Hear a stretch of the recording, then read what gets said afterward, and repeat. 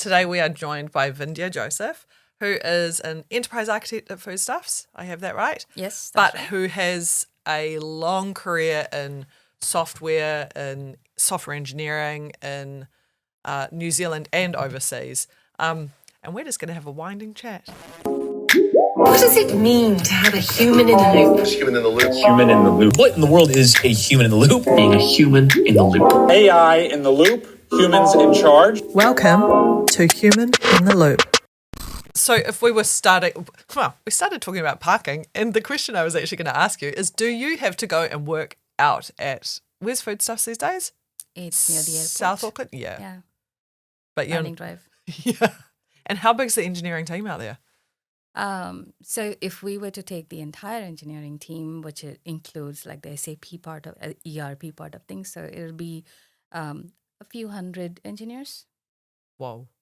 Yeah. And what is the remit of, well, your team in particular? Because, you know, when I think foodstuffs, I think the supermarkets, I think point of sale systems, there's apps, there's online shopping, there's internal systems, I presume.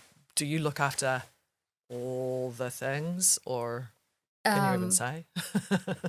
Yeah, so it depends on which part of the team you're looking at. So if my role is in the architecture team, and I'm an enterprise architect, and I'm looking at software development life cycle as a whole across Foodstuffs. So from that perspective, my remit is across everything, right? It's across supply chain, it's across transport management, across everything that's in store, across online, e-commerce. So it is across all the teams that are delivering any kind of a software solution to any of the Foodstuffs entities. So it is fairly broad from that perspective, but I'm not looking at any particular technology aspect of it. Like it's not solutions for any one part of it necessarily. It's the full broad swath. But what I do try to do is I try to look at specific teams to understand what their processes are in terms of ways of working, in terms of the challenges they face, in terms of what is it that is bringing or causing their productivity to be low, etc. So there I focus on one team at a time, because each team kind of has their own set of challenges depending upon the technology they use, the domain they're in. For example, if you look at the teams that are delivering software to in-store systems, they have to deal with a lot of integrations with third-party software that runs on terminals in the actual physical store itself, right? And software deployment into those environments is very different from deploying software for e-commerce, where everything is in the cloud. So it's important to kind of work with the teams and understand what their specific challenges are. Otherwise, you kind of end up making statements or decisions which are done in a vacuum and doesn't really help the team. And so you need somebody who's at actually probably a pyramid of somebodies at higher and higher levels of abstraction that take care of making sure that people aren't just looking after their own area, but there aren't gaps between the areas or overlaps between the areas that cause problems. So it's the person responsible for that beautiful flow chart of like, here's the data and here's the system and here's the cybersecurity and here's the cloud part and here's the this, and all of the lines go between them all. That is absolutely right. It is said that architects are the ones who produce all the pretty diagrams. But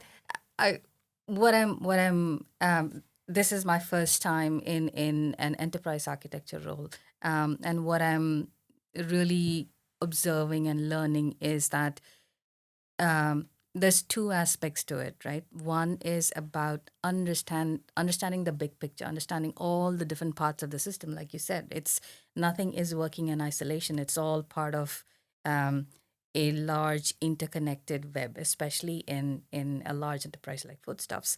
It is about understanding the details of each part sufficiently so that when we're building the new, there are no gaps, like you said, and the cost of building something, it takes so long that, if there are things that are missed, the cost of it is fairly large, right? So there's a lot of upfront investigation that needs to be done to understand what is, and then to be able to kind of, the next part of it, the next aspect is looking far into the future, because the investment that is being made, you don't want it to be short term and, spend all these hours, people's energy, time, money, building something which is going to be replaced in, or have to be replaced in another 6 months' time, right? So you want to make sure that the design or the architecture is um, not future proof. It's hard to make things future proof, but at least future ready. Yeah. Right. So that's the two aspects that I see from, that diagram. That's what the Yeah. diagram serves. So if you were looking at a diagram and let's say it's got all of those pieces, and then AI inserts itself into the mix, how do you even start to prioritize and plan where to apply AI, whether it's generative AI or AI work streams, whether or not you have the capacity or want to build foundational models,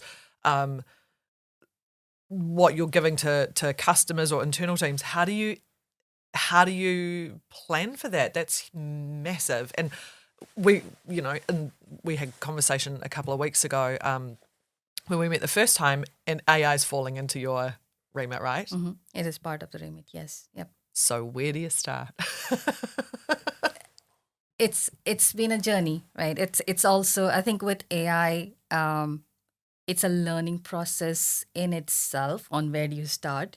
Uh, what I have learned so far is, and there was no script to follow, right? It's about trying different things, exploring what others have done, how others have used it, talking to a lot of people to understand what is possible, and then trying things out, trying little journeys out on our own, and um, where we have landed right now and where we think we're going is, one, AI is really good at being able to um, help consolidate information and surface information in a meaningful way, right?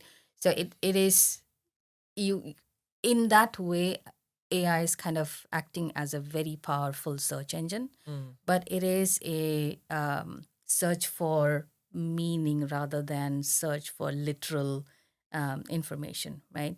So what that is enabling, what I'm seeing it is enabling, is that it's able to help engineers kind of quickly find out what is the best way to do something, like what is the best way to um, build this particular module, or what are the implications of doing a certain thing in a certain way, what are the standards and practices that Foodstuffs is wanting all its engineers to use, what are the quality standards that Foodstuffs has. So finding that information is now much faster, much easier. It's, a lot more. It's also, the information is digested and expressed in a form that's easy to consume, and that makes the whole process faster, right? So that's one very simple yet effective application of AI. The other that I'm seeing is, effective, and this probably is the next evolution of the use of AI, would be to use AI to help review, right? So I have produced this beautiful diagram, which, describes a lot of different parts of the system and describes a lot of different changes that need to be made in order to meet a certain goal. Now, I have come at it from a certain sets of lenses, but I don't have expertise in all the different lenses that are needed to review it, right? So I can use AI to say that, put a security lens on and review this design that I've created, and tell me what are the security loopholes or flaws or gaps that exist. Or I can say, put a scale and, performance and scale lens on and review it, and tell me how the system will fall apart if our the number of users or the volume or the throughput required kind of, goes through the roof. So that allows me to, again, get that digested response, which then allows me to identify the gaps quickly. And then I can then go and think about, okay, there is this security flaw over here. How would I address that, right? And this is not just for architecture. The same can be applied for code that is generated by engineers also. Because now engineers can say, I've written this piece of code. Can you review it and tell me, how is this, put a security lens on, review it, put a scale lens on and review it. And it just allows for that review process to go much faster. Because now, as an individual, I can have gone through all of these lenses before it's presented to another person for review. Yeah. Is that similar to how your team uses it? Yeah, I was trying to think of, there's a couple of different directions, as usual, that I feel like going on.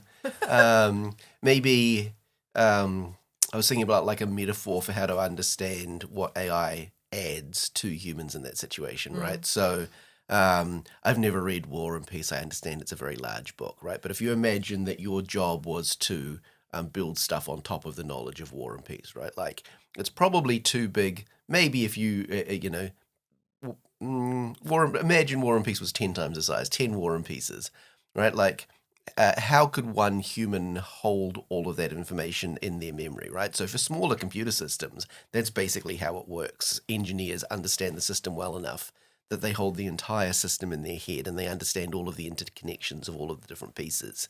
And so if you want to make a change, like if you say, well, I want to introduce this plot point, on the 40th chapter to change this relationship, you'll understand all of the other changes you need to make in the plot for that change to make sense in terms of all the different relationship and story flows within the book, right? But as it gets too big, no one human can hold that information in their head anymore. And that's okay for a little while, but you start noticing that whoever's making the changes is leaving what we call tech debt behind, right? Like, so there's bits in the old system that no longer line up with the new plot points that you're introducing. If you read through it carefully, you'll notice that people who got killed off 3 chapters ago are suddenly walking around alive again or having conversations or doing whatever, right? And so then you end up having to introduce enterprise systems over your apparently book writing process, where you divide the book up into subsets and then you give departments within your organization control over those different subsets, right? So you're the chapter 1, you're the chapter 2, you're the chapter 3, or maybe you're the, I don't know the characters, you're the Ivan, you're the Drugovich, you're the Mikhail, you're the whoever person, right? And then there's a lot more overhead to manage the communication between all those departments, because you still need to know the changes across all of those different departments, but you've reduced the scale down to the point that one person can hold it in their head again, and now you've introduced all of this overhead of cross-communication between all these parties. But that overhead is also lossy, right? Like you'll still make errors in that situation, no matter how much you try as an enterprise engineer to avoid miscommunication. It's no longer one person's head anymore, right? Like if you say Ivanovich likes flowers, right? Like that might mean different things to different people hearing that in terms of what it means for future changes to the plot. So you're saying AI is like bringing Tolstoy back to life? Well, you sort of, yeah. So AI is really good at making all those connect. Like it's way fast. So that the advantages that AI definitely have over humans is it's way faster to process data, and it has infinite patience. So unlike a human who will eventually lose focus or lose patience being asked the same thing, the same way again and again and again, AIs don't care. They don't lose patience. You can just keep asking them. I love that example of War and Peace. Yeah.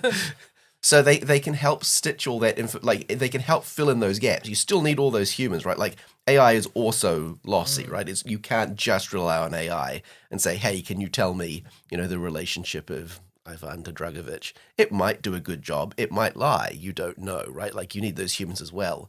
But it can help cover the gaps that you're introducing as you scale systems up beyond the ability of one person to understand it. Right. So what tools are you using? Well, Because I know it's hard from the people I've spoken to, companies like ours that are smaller, experimental, non-enterprise, kind of more self-contained, very different to an enterprise situation.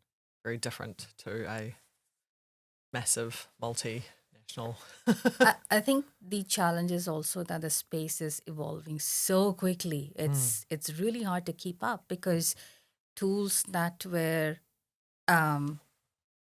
literally cutting edge a month ago are now being retired. Like Microsoft AutoGen is being retired, being decommissioned, which means that you have to kind of keep up with the edge. Yeah.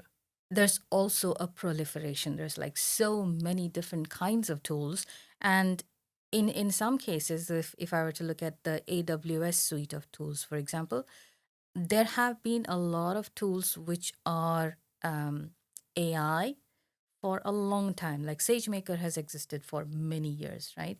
But now with the recent hype cycle around LLMs, there's that whole cycle of new tools being built and being offered has accelerated so much that there's lots of different variations of tools, and it's also very confusing because there are multiple things which do different aspects of AI. And the universe of AI tools has become too large and too confusing, right? So at the moment in Foodstuffs, again, we're taking a cautious approach. We're taking baby steps and learning as we go.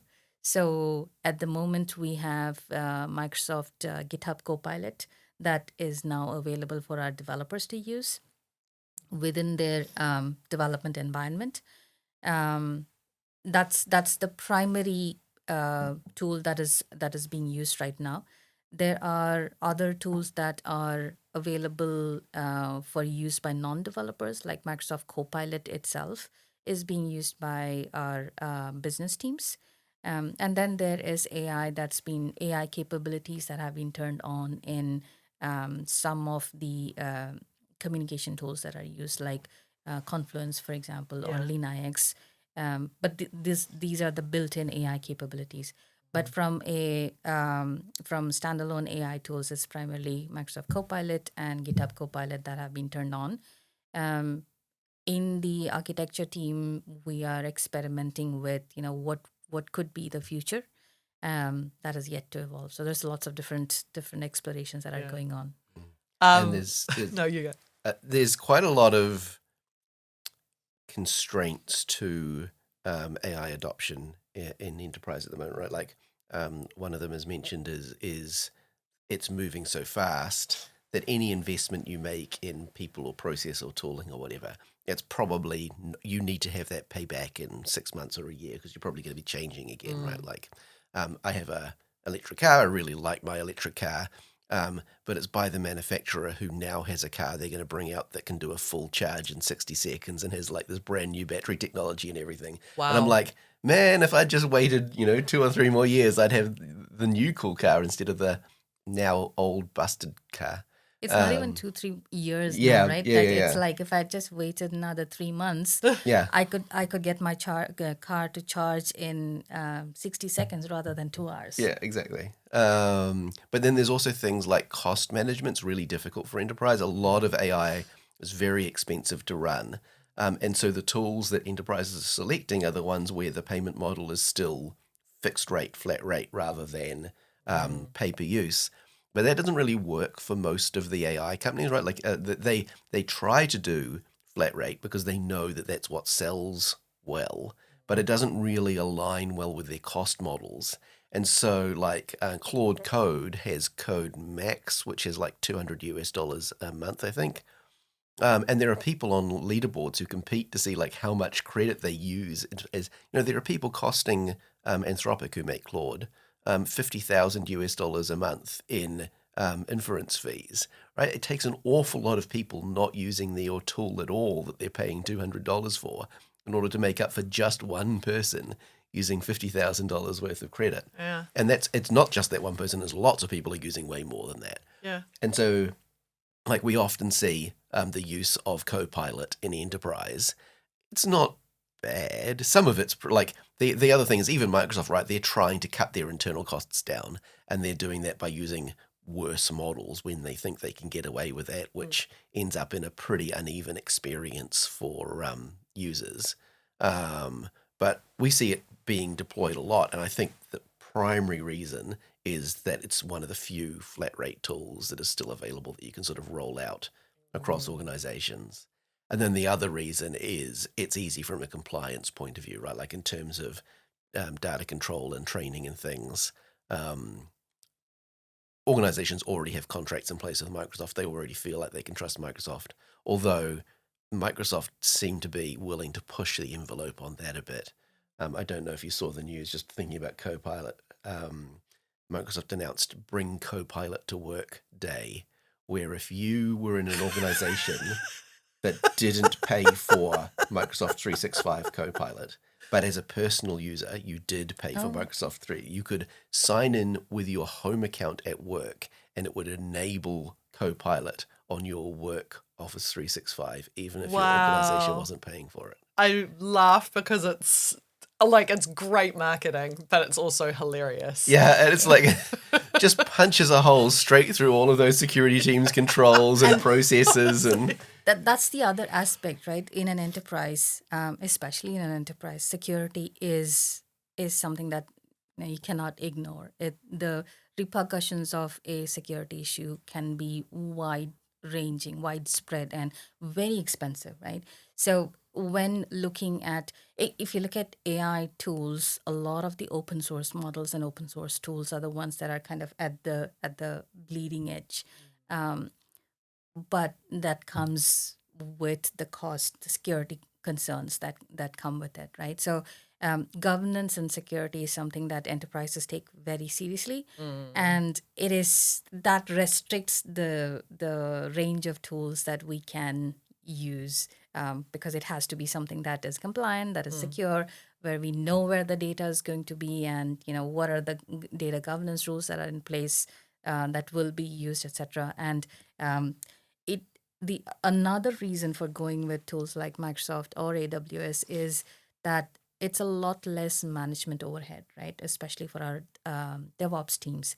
So if we were to go with anything that is open source, then it means that there's a lot of management, a lot more management overhead that comes on to our DevOps teams. But with something that's more like a platform, that overhead is kind of taken away, and Microsoft takes care of it. So it's much easier for us to use the tools. Do you play around with any tools at home personally, or like with your kids? Have you brought it into study or anything like that? No. You're like, no, I do enough at work. I don't engineer at home as well. Yeah, it's less about that, more about personally. Again, I have been a slow adopter of AI. Personally, I feel that certainly for the kids, I think I want them to continue to rely on their own capabilities and continue to build their raw capabilities right now and not lean on AI. AI would be like driving the manual car, the automatic car, as you said. There's a lot that I fear will be lost in the learning process and the growth process if they start relying on AI too early, right? You first have to know how you first have to understand the systems. You first have to know the systems well enough to start using tools which will abstract parts of the system away, right? And that principle is what kind of makes me not want to use AI at home. So learn to do things the raw way. Learn to do things in the basic from scratch kind of manner. So you understand there's a lot to learn in terms of both what goes into building some of the systems that are in place out there. Learn the cost of using those systems, and then knowing that and understanding that, then come to use the tool sets that make life simpler for you. Yeah. I suppose giving AI to a kid is like allowing them to run before they knew how to walk or crawl. Sort of, but it's also, there's quite a few studies that show that AI alters the way you think about problems, right? And I think it's a good strategy. Just it covers your future bases fairly well, right? Which is to say, allow them to use AI eventually, but don't allow them to rely on it straight away. Because if you follow the bull case for AI, which is where it is now with all of its benefits and negatives, is only a stepping stone, and it's going to continue to improve at the rate it has already, and it's going to become this transformative thing in society. Well, then your kids aren't going to really have jobs anyway, right? Like, the OpenAI, the documents they provide to investors, they say something along the lines of, the point of OpenAI is to create a post-singularity society where AI is taking over, all economics. And at that point, we don't really know what money will mean, if anything. Right. So consider that when investing your money in OpenAI, right? And so if you are becoming heavily reliant on AI tooling, assuming that it will continue to improve, it kind of doesn't make sense, because if it improves in the way that we think it might, then there is no amount of AI familiarity that's going to save you from that societal change. And in any other situation, if you're using AI tooling at the moment, the people who benefit from the AI tooling at the moment are the people who already have a bunch of experience and capability and seniority that they then use the AI to support. So one of the theories as AI sort of started to become a thing was, this is going to make seniors obsolete, and you're going to be able to give a junior a code base and an AI, and they're going to be able to code at a senior level or higher. And it's not that juniors don't get a benefit, but what seems to have happened so far with the current level of AI is that the seniors are the ones that are benefiting the most, and it's the juniors that actually end up missing out, because it's the seniors that can spot when the AI is sort of running up against the edge of its knowledge or capability and starting to hallucinate or starting to give you, incorrect outcomes. And it's the seniors who can break through that task limit that AI have, right? Like AI's one of the ways you can measure how far we are in terms of progressing AI is how long a task that a human could do you can give to an AI, and it will complete it without just running off into its own self-perpetuating loop of lying to itself, right? And that's been getting longer and longer and longer. It used to be like a task that takes a human 5 minutes, an AI can do by itself. A task that takes an hour, a human can do by itself. And this is essential for agentic workflow, because the whole point of agentic workflow is it goes off and does something for you, right? And so it needs to be able to maintain coherence for that length of time. But that still is only at the limit of like a couple of hours, 3 or 4 hours, right? Some of the projects we work on, go for months or years, and AI cannot maintain coherence for that long at the moment, and who knows how long it will take. And so you need a senior who is able to build that coherence for the AI and then have the AI support them. That leaves a huge gap in the future, right? Like if you look in 5 or 10 or 15 years, all of the current seniors are going to be looking to, continue to get promoted or retire out of the industry. Who's going to backfill them, right? Like there is in a lot of ways, AI is eating its own tail. And, like it's damaging a lot of the, people are using it to fill up the web with spam content and a lot of AI slop that makes it quite difficult to train new AI now, because you're often training it, if you're doing it on web scraping, on content that has been produced by some other AI. And so we've sort of polluted that space. It's making it difficult to build juniors and so forth. And so training, having your kids train in use AI as a tool, but don't rely on it, is probably the most well-balanced approach given all of the information we know at the moment. Now, if you're a high-risk parent who's looking to gamble your kid's future on that billion-dollar dream, sure, go ahead and give them an AI and tell them to start their trillion-dollar company, right? Like, it might work out, but I think it's a bit of a longer shot. Yeah.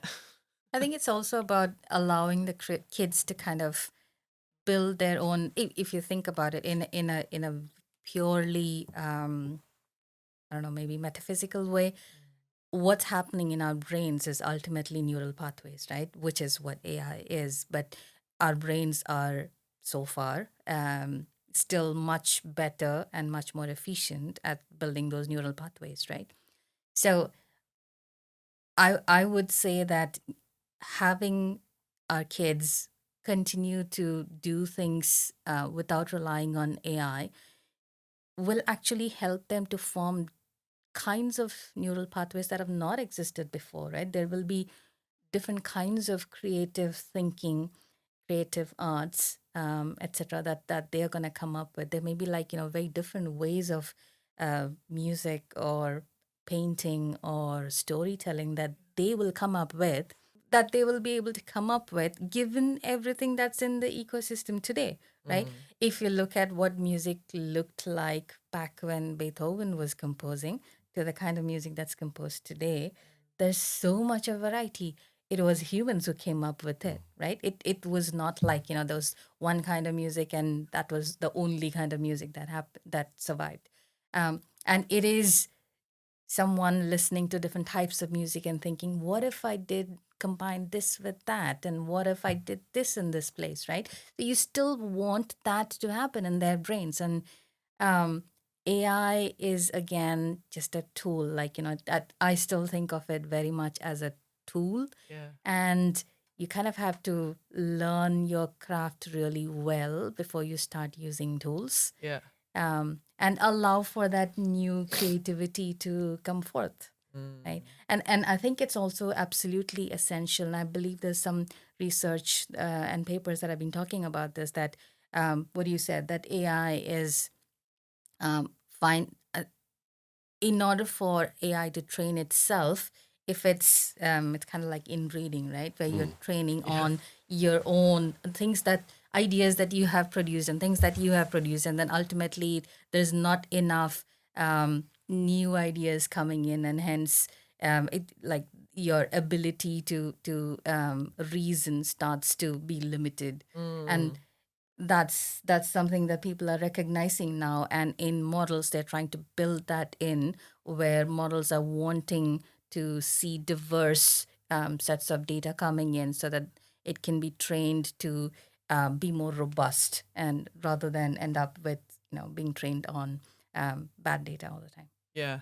And not just the bad data or the singular voice, it's the English Western voice. Yeah.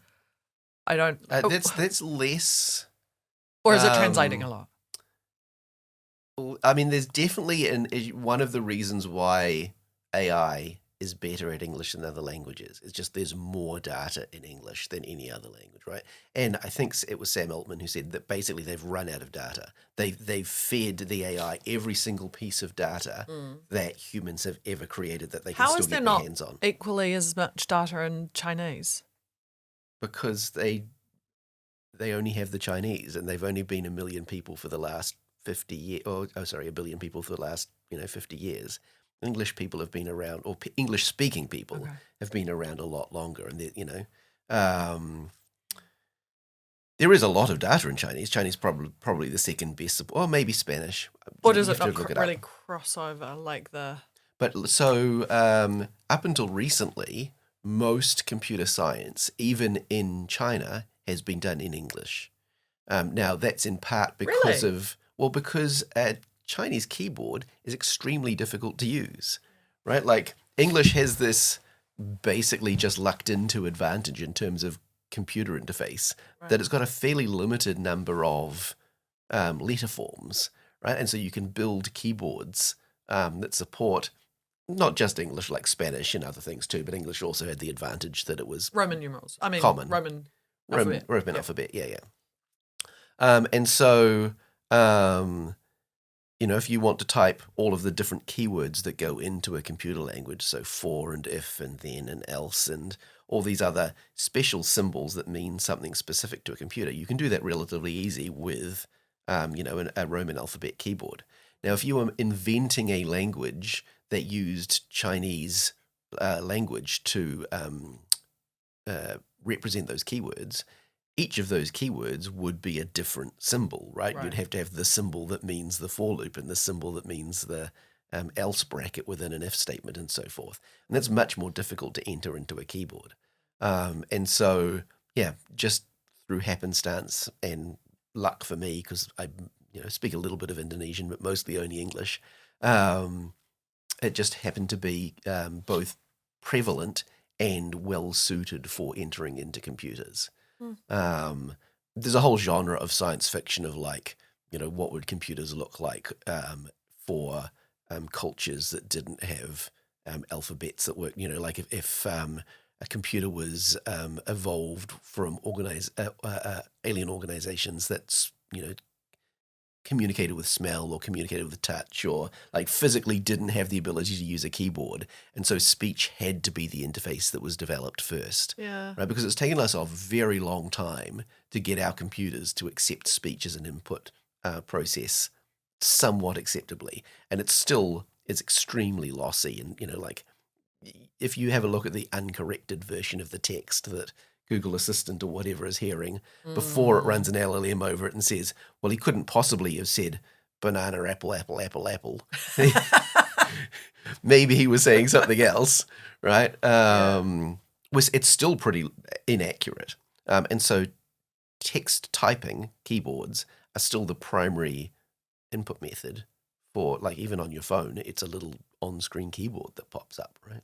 Yeah. It is true that English is the language in which probably more modern scientific data exists, but there is a lot of information in other languages out there which is entirely being missed out.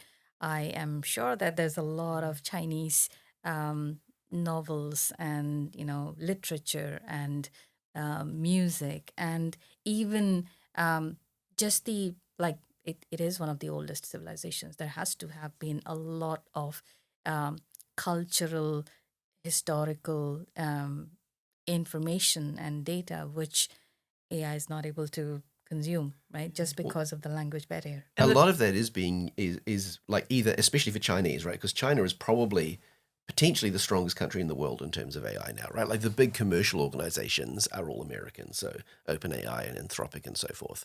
But the Chinese competitors, DeepSeek and Alibaba, and I think it's Alibaba who does Qwen, and Tencent, they are on par. The quality of the output they have been doing is equivalently as good as OpenAI, and they're giving their models away for free in many cases, right?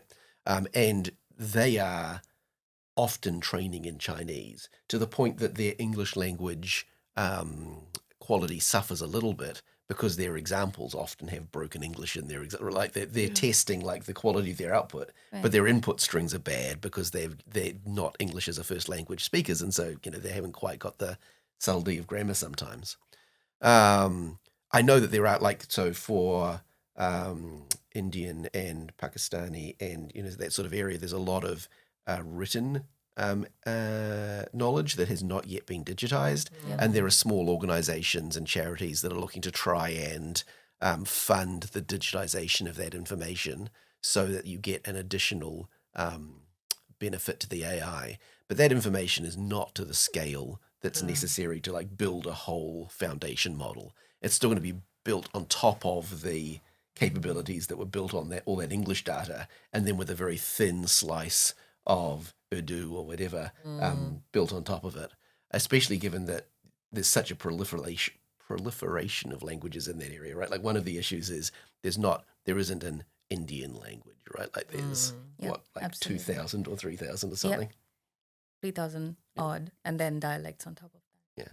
But then, you could also, the counter to that, and I know that this is something that is being discussed in Māori communities, is this our data, our stories are sacred and sovereign, and we don't want to feed it into the machine to take the culture. And so now what's not in a large language training model. Join the club, man.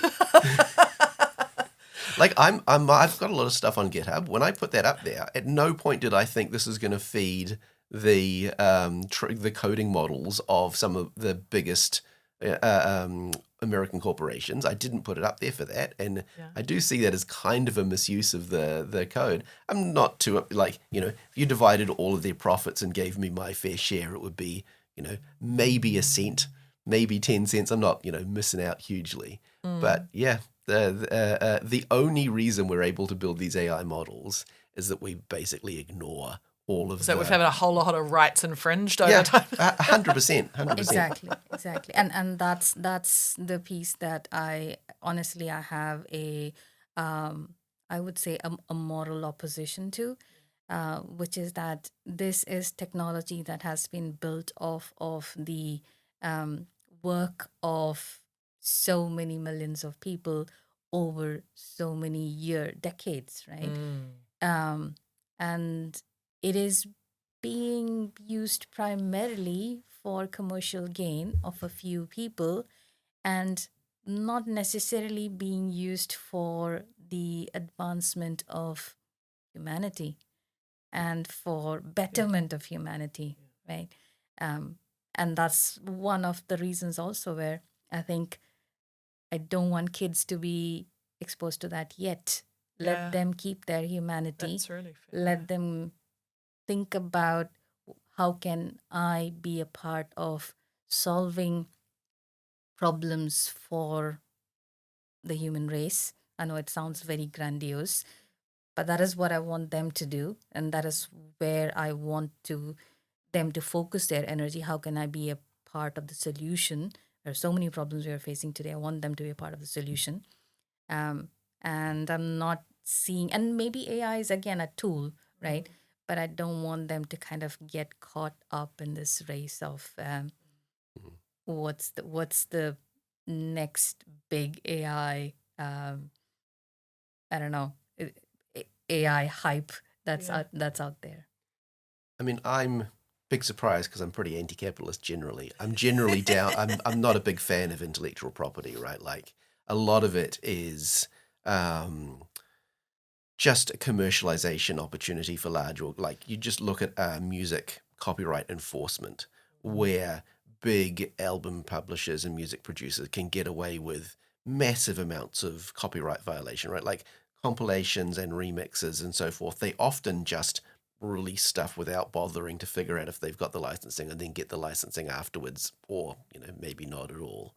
And when they get caught, they get a tiny slap on the wrist. Whereas individuals will get these huge punishments sometimes for pretty minor copyright violations. So yeah, I'm not a huge fan of intellectual property, or I wasn't until AI came around, and then I was like, I don't know, like this. It's very difficult to balance everyone's requirements and everyone's rights in a situation like this, right? Like AI is undoubtedly powerful. Should OpenAI and Anthropic be able to own it, especially given how much of everyone's data was used to build it? On the other hand, they spent and are spending hundreds of billions of dollars to make these things a reality, and they would not exist if they weren't spending that money. Don't they deserve some return for their investment? Difficult to say. Do you think it's one of those, it's going to be decades before impact is really understood? We're living through the time of the building, and it's going to be our kids that look back and go, absolutely. Oh, wow, that was wild what they went through. And they, violated the rights of millions of creators and also completely underpaid millions of people who were training models for nothing.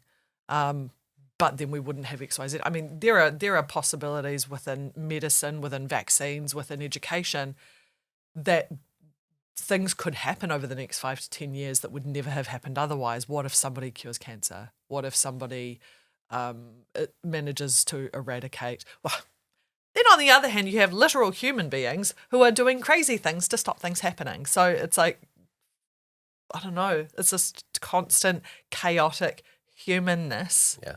that, And that It is. I think that's where the challenge lies. Like, that's why it is so hard to kind of necessarily take a stance. It's very hard to be on one side of the other, right? I can't say that I'm pro AI or anti AI because, as you said, I can see the potential of good being done with AI, right? Like all the advancement that is being done in human computer interfaces.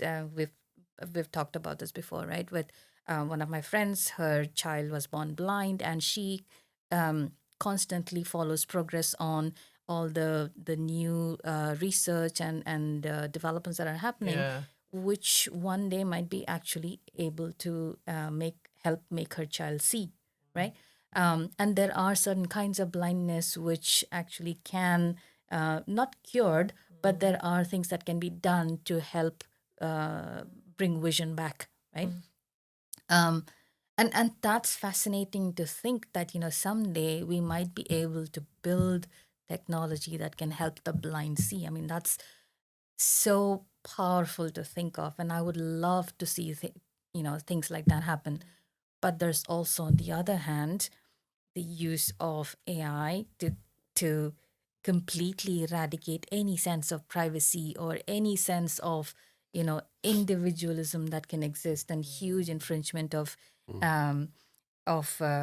intellectual property, and use in, maybe this is a very politically fraught thing to say. It's all right. Oh, it wouldn't be human in the loop if we didn't say something political. Elena loves getting her videos rejected from the YouTube promotion algorithm. Please, grace us.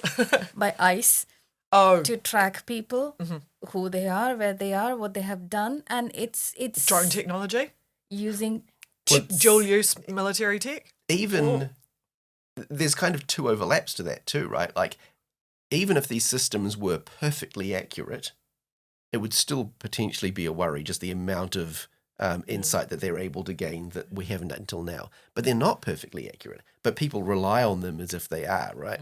One of my favorite cartoons from, I don't know, like single panel, drawn cartoon from maybe the late 90s was a person approaching a counter in a shop, and the shopkeeper saying, "I don't care if you keep pointing to it. The computer says it doesn't exist."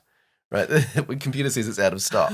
The computer says no. Yeah, and like to the point of enforcement, right? Like, what's the simplest algorithm, the cheapest algorithm, if you don't care about accuracy, that indicates whether someone might be a illegal immigrant in America? It's what's their skin color, right? That's a terrible algorithm. Yeah. Very huge amounts of false positives, but it's very cheap to run. And if you don't care about the accuracy and no one is checking, and it achieves your goals, cool, you can hide your racism behind the fig leaf of algorithm. Well, that's it. It's technology over the top of something else entirely. Exactly. It's agenda-based. Well, but it doesn't have to be malicious. It could just be lazy, right? Like, a lot of bias happens through laziness. Maybe I'm being rather cynical. than- There's always something malicious. It's usually the desire for money and power. Yeah, I think it's Occam's. 100% agree with you. I think it's Occam's razor. Don't ascribe to maliciousness what can be explained by stupidity. Okay, fair. Hey, a lot of people going after money and power are pretty stupid. Yeah. Have you guys ever heard of the parable of the Chinese farmer? No. And if you haven't, I'm going to pull I'm up my- already worried it's racist. Anytime anybody Oh my mentions God, a country, it's not. like, It's really, really not. I might have heard of it, but let's The hear it again. Chinese farmer parable. like the It's short, and I'm just going to read it because if I can, yeah. because it's really lovely, and I think it sums up perfectly what I think a lot of us think about AI. Okay, so once upon a time, there was a Chinese farmer whose horse ran away. That evening, his neighbours came around to commiserate. They said, "We're so sorry to hear that your horse has run away. This is so unfortunate." The farmer says, "Maybe." The next day, the horse comes back and brings 7 wild horses with it. And in the evening, everyone came back and said, "Oh, isn't this wonderful and lucky? What a great turn of events. Now you have 8 horses." The farmer says, "Maybe." The following day, his son tried to break in one of the horses, and while riding it, he was thrown off and broke his leg. The neighbours crowded around and said, "Oh dear, this is so bad." The farmer said, "Maybe." The next day, the conscription officers came to conscript people into the army, but the son was rejected because he had a broken leg. The neighbours went, "Oh, how lucky, isn't this great?" Again, the farmer says maybe. This whole process of nature is an integrated process of immense complexity, and it is impossible to tell whether anything happens because it is good or bad. You never know what the consequence of misfortune or fortune is going to be. And that, to me, is AI. It is doing both wonderful and terrible things every day, alternating, and that's where you kind of go, it's just a tool, but it's a tool that has stretched the capability for incredible harm and incredible positivity. And not just to like really take us there. Well, yeah, let's push us into really depressing territory. If you were looking for a bummer of a podcast, then ignore the capability. Yeah. Just look at the financials, right? The S&P 500 is supposed to be like the 500 biggest companies in America. They're some of the biggest companies in the world. 8% of the value of the S&P 500 is in one company. So the other 499, which is what? Nvidia. Apple, Nvidia, okay. Nvidia, based entirely off AI. We'll have to check all these numbers and correct them in the loop back. OpenAI has committed to spend $400 billion in investments over the next 2 years. Ed Zitron, who admittedly is a bit of an AI critic, has calculated they would need to be making $2 trillion in revenue a year in order to be able to fund the investments they've committed to making.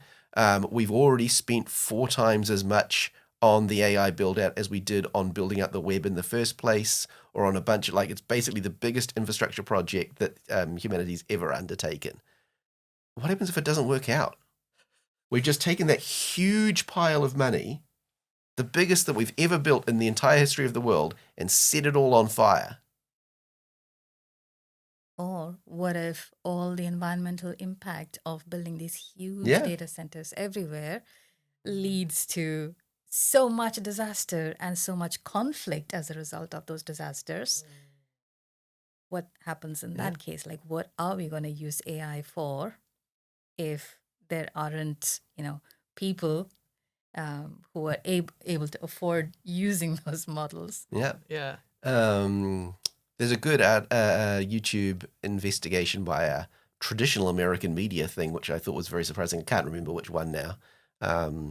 But they were looking at data centers in America that were built, because the data center build out, most of this money that's being spent is being spent on building out data centers and putting GPUs in them. Those data centers all need water. Those data centers all need 2 sources of power. They need a online source of power, so something from the grid that's reliable, and they normally have a backup gas turbine generator that they will run if the primary source of power fails. There's basically nowhere that has all 3 of those things in abundance, right? So you're either building your data centers in places where power is cheap, but water is already scarce and people are already struggling to get water, and then you're using most of it in these data centers, or you're doing it where water is available, but then you're having to use dirty power sources to fund your data center. They're pretty noisy, and they're being built basically right next to what used to be quiet residential areas. So the impact on the locals is pretty bad, and they're all over America now. On the other hand, they've created a load of jobs. They might be supporting the new modern economy, right? Like they're if you follow the investors' expected outcome, these are huge investments for humanity that will result in significant riches for hopefully quite a few people, ideally not just the 1 or 2 on top. Well, at the moment, the few are not doing wonderful things for the world. Yes and no.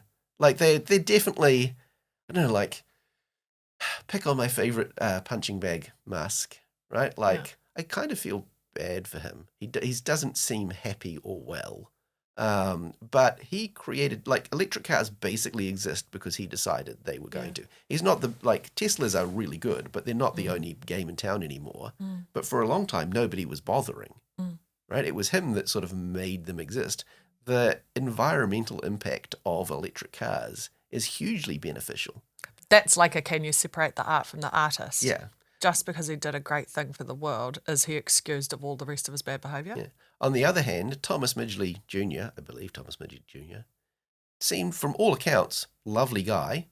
He was the one who invented putting lead in petrol, which probably set one or two generations back intellectually, violence-wise, poisoning kids for a long time. He was the one who invented Freon, which eventually caused the hole in the ozone layer, and he died by strangulating himself in a machine he made to help him out of bed in his old age. Right? That's karma. Huge. He's probably the guy that's done almost the most damage in the whole world. Really nice guy, apparently.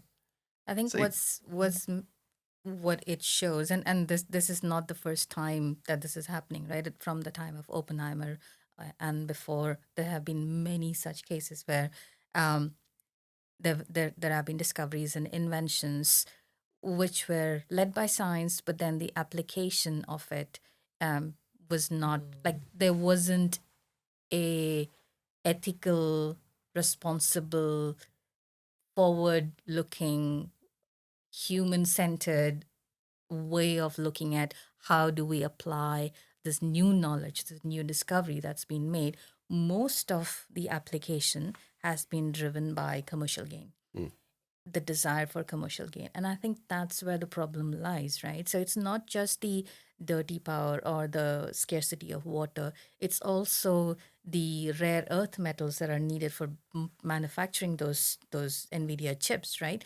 And what is happening in order to keep control of those rare earth metal mining resources, the conflict that is being perpetuated in order to keep all of this industry running. I think there's a huge responsibility that comes from that all of these leaders have to make sure that what's being discovered, what's being built is being used in a way that is good, right? Use AI for helping solve the climate problem, use AI for helping find cure to cancer, and not use AI, primarily for generating more generational wealth for just a few people. And there's no framework which puts that onus or responsibility on any of the leaders. Here's a question political then. or technological. Do you think that AI and technology should be a policy issue going into the next election? It absolutely should be. The governments, not just governments, people have to ask for strong policy and regulations for the ethical use of AI, because it has the power to do so much harm, and the creation of it is already doing so much harm, which itself needs to be addressed, right? Mining of rare earth metals cannot continue forever. We are going to run out of that at some point. What then, right? We continue to use coal and fossil fuels for powering these data centers. What happens when those run out? It's a finite planet. It's with finite resources. And everyone currently seems to think that we can infinitely continue to mine those resources, exploit the resources. Or is it that, I agree with you there, but here's something I've been pondering over the last couple of, weeks and months. People are just thinking in a single generation. We're not, we've kind of, we is maybe too broad of a term, especially I believe Western thinkers, Western people think in single generations. The idea of legacy is far separated. I think it's stronger, to my perception anyway. It's stronger in Asian cultures. It's stronger in African cultures to understand what it means to sacrifice and work hard now. And you may never be the beneficiary of what comes. But New Zealanders, New Zealanders in particular, Americans tend to think about, what can I self-actualize within my single lifetime? I don't know if that is cultural so much as it is demographic, right? You are naturally going to think more about the future if you have kids or are expecting to have kids. And if you look at the countries that have the, at the moment, demonstrate the longest future view. It's the ones where the expectation to have kids is highest, right? And so even if you take I'm not a Chinese expert, and this is definitely possibly a racist extrapolation from what I see on YouTube, right? But they do seem to be much more short-term thinking, and they also have the lowest childbirth rates in Asia. Compared to decades ago when it was more dynasty thinking? Yeah, or compared to other examples in the region like Cambodia, where they have a very high birth rate and they're often thinking about like building for the future, right? Like I don't have children, and given a bunch of situations, it's unlikely that I will. And why would I anytime there's any policy which says you should think the way I think, that policy will fail. Oh, for sure, right? for sure. Why don't you think the way I think? Well, because I'm thinking about my kids and my future, and you don't have kids, and you're not thinking I don't know that it's just about kids though, because legacy can be left without having kids. But maybe it's also a lack of connection to heritage. Like when people really feel tied to not... I did something recently, I'm trying to even remember where it was, it's probably not important. If you take a group of people in New Zealand and some of them are Māori, they can identify by name usually 4 or 5 generations back, if not further. And Western people, Pākehā, usually can go 2, max. Like we're just very disconnected from ancestry and legacy. When you feel the sacrifice of generations prior, you're also more likely to want to be part of a story, as opposed to just feeling like a blip in the ocean. And then you could tie it into things like kicking your kids out of home when they're like 18 and being like, go live on your own. Grandparents are off in a rest home. We're all just like teeny tiny nuclear families. Like I think it's also not meaning to pick on you, but it's also a very self-centered view to say that I don't have kids, and hence I don't care. What about all the other kids that are there, the next generation that is growing up? They may not be my kids, but they are kids, and they are growing up into the world. And it is incredibly self-centered. Again, not picking on you. I don't feel bad about it, by the way. Carry on, but I'll explain in a second. To say that I don't care about anyone other than myself, and I will live the way I please and do what I please, and not contribute towards making sure that the world is a livable place, a good place for these millions of children who are growing up, right? There is a responsibility. If the previous generation did not think about me, I wouldn't have had what I have today. So I do owe it to the next generation, whether they are my biological kids or not, to make sure that I leave the world a better place for them, and they owe it to their next generation. So kids is the next generation regardless of whose they are. So sorry, since I don't think I'm being personally attacked, but I'm going to argue for the other side for a second, and to set some context, I think that tax should go up. I think it's a government's responsibility. That the reason tax exists is to try and even out society and to look after people who are less well supported now, right?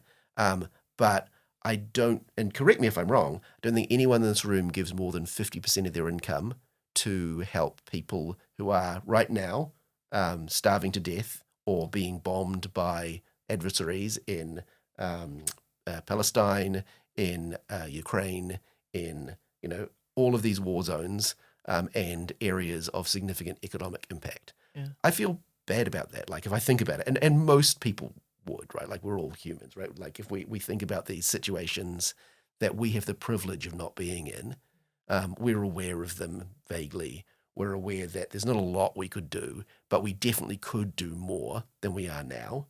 And everyone, to a certain extent, sets their own self-interest above the collective holistic wellness of humanity, right? Like I own nice stuff.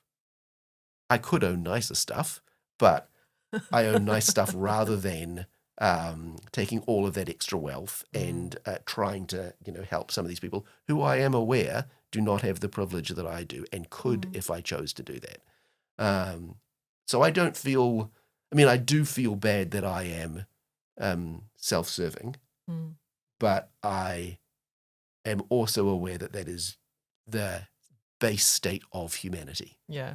And I try not to let it feel too bad because that's always going to be the case. No matter how self-sacrificial you are, you could always sacrifice more. Well, there are always, bell curve. There are always the people who give everything and there are people who give nothing. Yeah. I'll defend you partially for that time that you said society doesn't look after people who have kids. Yeah, they don't. But maybe that you raise an interesting point because people are constantly trying to balance how can I keep the life that I want to live and vaguely enjoy existing in and feel like I'm being productive and also rewarded for my production in check with how am I contributing to society. And people in their upbringing, their childhood, their religion, their future, the media, like there are so many factors that are constantly doing this. And I think it's also okay for that to change over your life. 20-year-olds are generally more selfish and they that's also related to brain stuff. And then people go through a period of high giving and responsibility. And it's often in the middle years when you are most attached to dependents above you, elderly parents and kids coming up from below.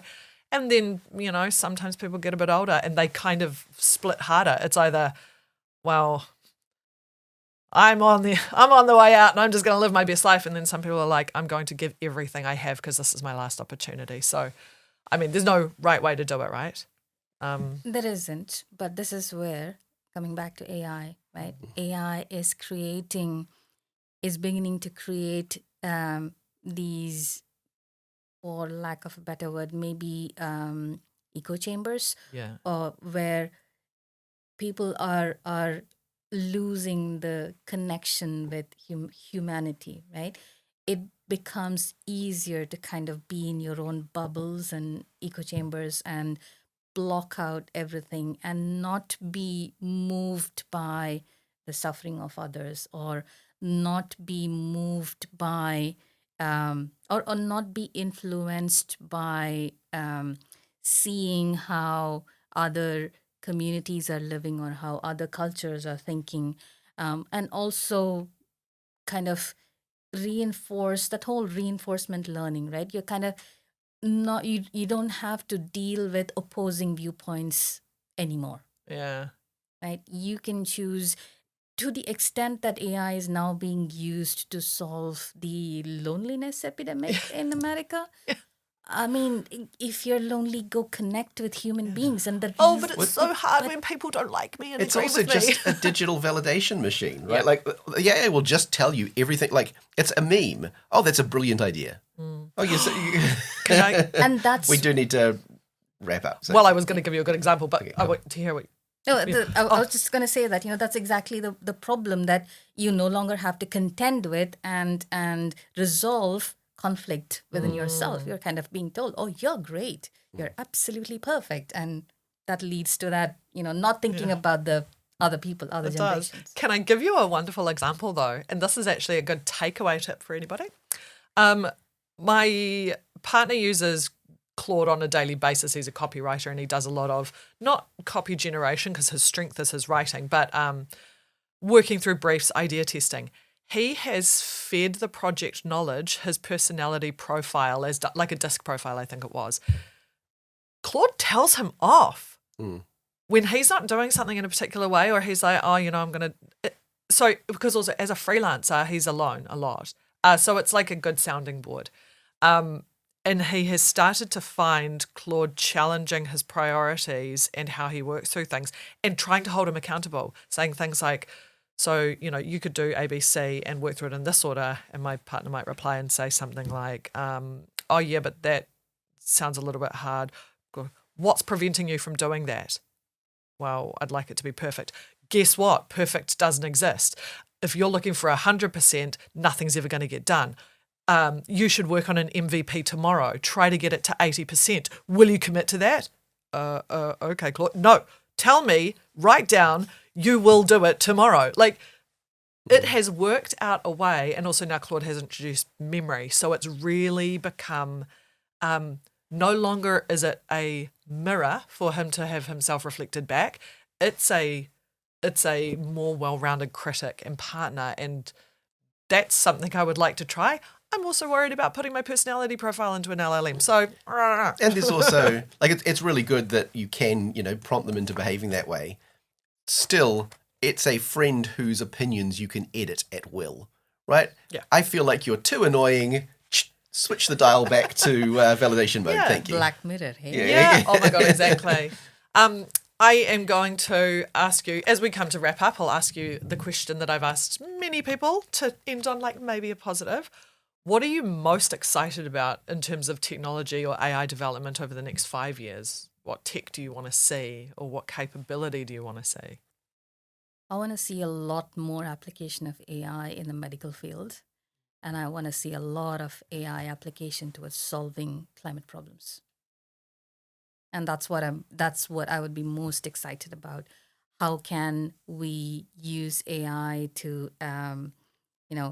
build vaccines, find a cure for cancer, or for any of the other diseases that are affecting so many people, and early detection in cases where possible, more human computer interface for helping for people who have neurological disorders.